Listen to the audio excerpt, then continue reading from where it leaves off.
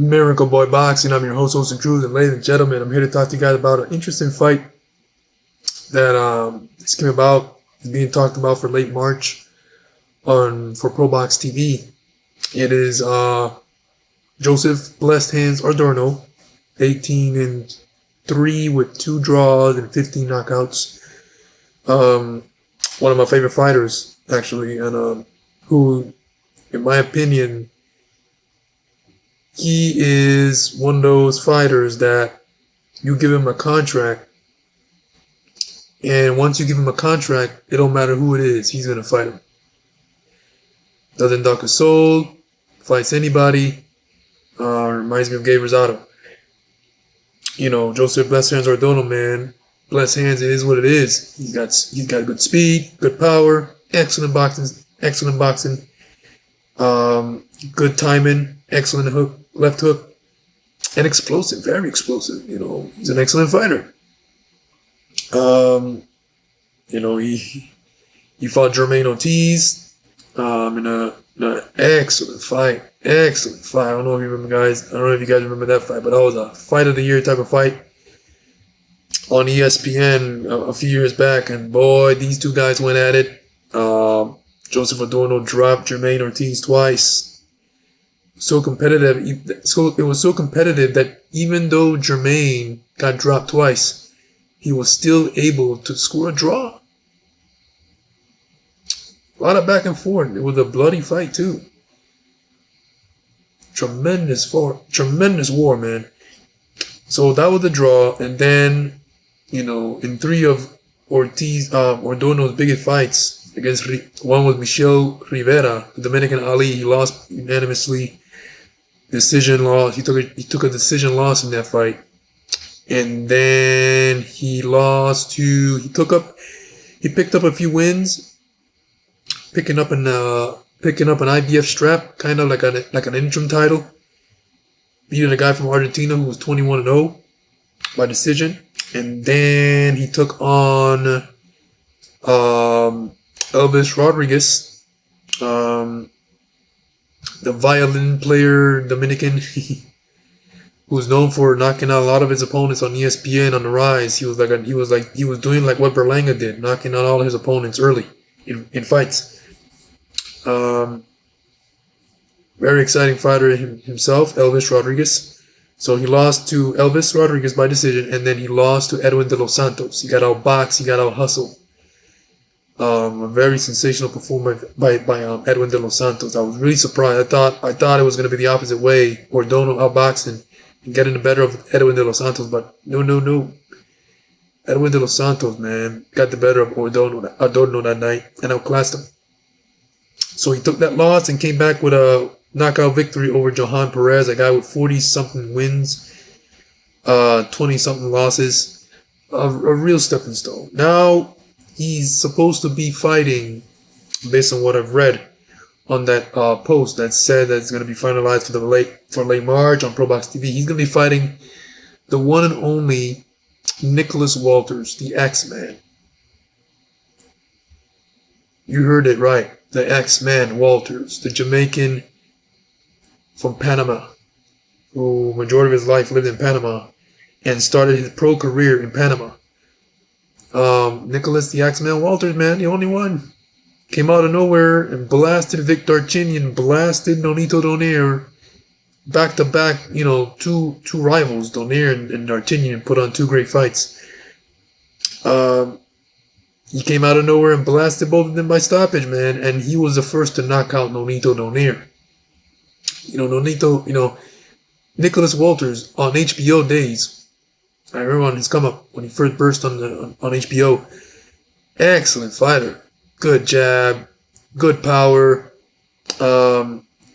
very strong, and he was a tremendous fighter. Then after those wins over Darchinyan and Donaire, he fought Miguel Mariaga. Mariaga was undefeated at the time. You know, true veteran of the sport. Undefeated at the time. At the time he was 21-0, and Nicholas Walters beat him by decision.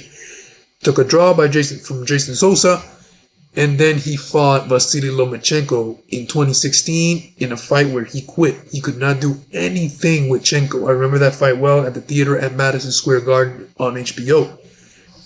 2016. He quit in the corner after 6 or 7 rounds. He said, no mas. No mas. The referee asked him, you done? No more? No, no mas. Totally got outclassed by Chenko, and that was the last time the boxing world saw Nicholas the Axeman Walters in a boxing ring. Took a couple tune-ups actually, but they happened in 2023, last year, which was just recently. So he's been away. So 2016 to 2023, that's a long time being inactive. In his first tune-up, he went decision with a guy who was 26 with 21 losses. So when I saw that he went decision with him, I was not surprised. He did not fight since 2016 going into that fight. It's a lot of years. It's a lot of inactivity. So he went decision, took all that rust off, and then he came back maybe a month or two later with a knockout victory. So he got a knockout in the next fight with a guy who has a better resume, a better record, but no elite, no big name, no. Soft touch. But now, I guess the Axeman Walters is ready. He feels he's ready for a real fight, and that is with Joseph Blessed Hands Adorno. If this fight happened back then when he was fighting Donaire, and when he knocked out Donaire, Darchinian, and when he beat Mariaga and all the come up on HBO days, this would have been a barn burner. I think this would have been a hell of a fire fight. Now, even though Nicholas Walters has a really good record of 26 wins, 1 loss, 1 draw, 22 knockouts, he's 38 years old now. When he fought Chenko and Donaire in those days, Nicholas Axeman Walters was like 26, 27, young in his prime. Now he's 38. Well, 2016, we're in 2024. It hasn't been 10 years. So Nicholas Axeman Walters was like 29, 30. Now he's 38. That's the thing. It's not, his record still remains impressive. But when they both step into the ring, Joseph Blessed Hands Adorno is much more active than Nicholas Axeman Walters. And I'm sure we haven't, and like I said, we haven't seen Axeman fight in some time, especially on a world stage, on national television. How is he going to respond when he gets hit by Blessed Hands? And how is he going to respond when Joseph Adorno tries to bring out a firefight?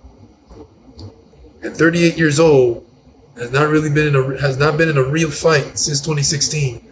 How is the X-Man going to respond? Is the X-Man still there? That's the main question. That's going to be the main question going into that fight. Can he still pull the trigger? Because he's been known for having punching power and good boxing skill and can box. So if the X-Man is still there, this is going to be one hell of a fight. I don't know what's going to happen. I don't know what to really expect at this point of his career. Now being 38, and hasn't really had a real fight, that somebody will hit him back and face adversity. How he's going to handle that? It's been since 2016. He hasn't had a real fight, a real challenge. He hasn't fought 2016 to 2023. That's a big gap. Took 2 soft tune-ups, and now he's trying to get back in there with a dangerous opponent, or Adorno. I wouldn't say it's a dangerous fight if this was 2016, but I don't know what to expect. I'm really surprised. This fight is being talked about and it's likely to be made. It's likely to be announced in the coming days or weeks. At this point, I believe and see Adorno beats him, probably by stoppage, because I don't know how he's going to respond after getting hit pretty good at 38 years old and hasn't really fought top competition since 2016. Took 2 soft tune-ups in 2023, and that was it. Now here he is, getting ready to get into a real fight with Adorno. So we'll see what happens, man. But that's the talks, and this fight is likely to happen. Joseph Blessings Adorno versus Nicholas the Axeman Walters. You heard it right, Nicholas the Axeman Walters. He's back on national television on ProBox TV. Based on what I've read, that's where the fight is going to take place, and late in March. They're looking for a date as we speak. Miracle by Boxing. I'm your host, the crew. Don't forget to like and subscribe to my channel, guys. It's all the Perry talk to you guys about boxing right here. And I'll see you guys in my next video. Peace.